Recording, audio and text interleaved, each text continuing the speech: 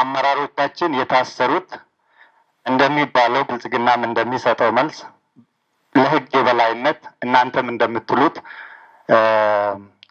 ፍርድ ቤት ጉዳዮቻቸውን ስለያዘ አይደለም።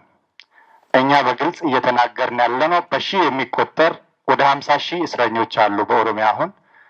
ከነዛ ውስጥ እኛ ለየት አድርገን ያቀረብነው ፍርድ ቤት ጉዳዮቻቸውን ዘግቶ በነፃ እንዲለቀቁ ከአንዴም እስከ 5-6 ጊዜ የጻፈ አመራሮች፣ አቃቤ ህግ ክስ የለኝም ከነዚህ ሰዎች ላይ ብሎ ከመጀመሪያ ፋይላቸውን የዘጋውን አመራሮች እነ ሚካኤል ቦረን፣ እነ ኬነሳ አያና፣ እነ ኮሎኔል ገመቹ አለ ሰነዱ የዘጋበት ጥቅምት 23 የተዘጋ ፋይል እስካሁን ድረስ በተለያዩ ፖሊስ ጣቢያዎች እየተንከራተቱ ነው። ሌሎች ደግሞ ፍርድ ቤትም ቀርቦ ክስ ያልተመሰረተባቸው በሺህ የሚቆጠሩት በየተለያየ ፖሊስ ጣቢያ አሉ። እነዚህን ሶስቱን አይነቶች ነው መፍትሄ እንዲሰጥበት የፈለግነው። ያን አላደረጋችሁም። ብልጽግናም ያንን ለማድረግ ፈቃደኛ አይደለም። አንድ ጥያቄ ነው፣ የመጨረሻ ጥያቄ። በህግ ወይንም በፍርድ ቤት ውሳኔ የመመረጥ ወይንም የመምረጥ መብቱ ያልተገፈፈ ሰው በእጩ መቅረብ እንደሚችል ህጉ ይደነግጋል።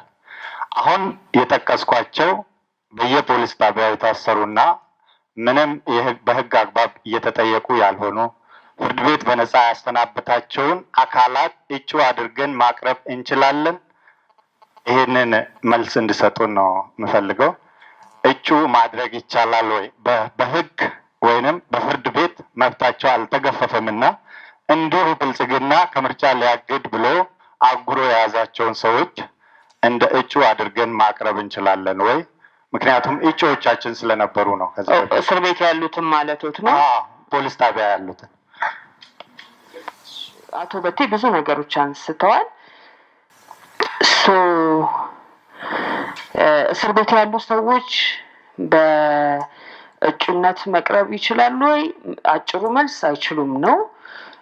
ምክንያቱም እሱን በር ከከፈት ነው የኦነግ አባላት ብቻ ሳይሆኑ በነፍስ ግድያም የተከሰሱት ማለት ባይፈረድባቸውም እንኳን እጩን እንቅረብ ሊሉን ነው። አንዳንድ ሀገራት ያቀርባሉ። ስትሬንጅ በሆነ ሁኔታ ማለት ነው።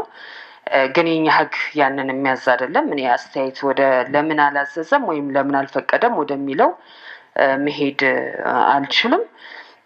ግን ያን የሚፈቅድ አይደለም እና እስር ላይ ያሉ የፖለቲካ ፓርቲዎች አባላት በእጩነት ይቀርባሉ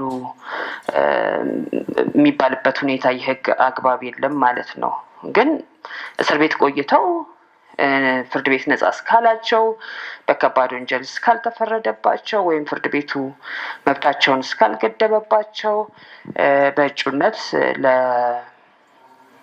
ለመመዝገብም ሆነ ለመወዳደር ይችላሉ።